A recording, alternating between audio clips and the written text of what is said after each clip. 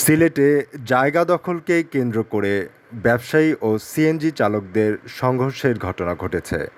সিলেটের বন্দর বাজার এলাকায় এই ঘটনা ঘটে। সিটি মার্কেটের ব্যবসায়ীদের দাবি, ব্যবসা প্রতিষ্ঠানের সামন থেকে সিএনজি সরাতে বলায় সিএনজি চালকরা ক্ষুব্ধ হন। কথা কাটাকাটির এক পর্যায়ে তা রূপ নেয় সংঘর্ষে। তারা বলেন, সিএনজি চালকরা সবসময় তাদের ব্যবসা প্রতিষ্ঠানের সামনে 2 থেকে 3 সারি করে সিএনজি দাঁড় করিয়ে রাখেন। এতে করে ব্যবসার ক্ষতির পাশাপাশি রাস্তায় যানজটেরও সৃষ্টি হয়। একজন ব্যবসায়ী বলেন, তিনি যখন একজন সিএনজি চালককে সিএনজি সরাতে বলেন, সিএনজি চালক উল্টো ব্যবসায়ীকে দোকানের পাশে রাখা মালামাল সরাতে বললে বাকবিতণ্ডার সৃষ্টি হয়।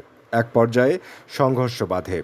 এ সময় ব্যবসায়ীরা বন্দর বাজারে থাকা সিএনজি ভাঙচুর করে। সিএনজি চালকরাও ব্যবসা প্রতিষ্ঠানকে লক্ষ্য করে ইটপাটকেল নিক্ষেপ করে। সংঘর্ষে ২০ জন আহত হয়েছে বলে প্রাথমিক সূত্রে জানা গেছে। খবর পেয়ে পুলিশ ঘটনাস্থলে পৌঁছে পরিস্থিতি নিয়ন্ত্রণে আনে।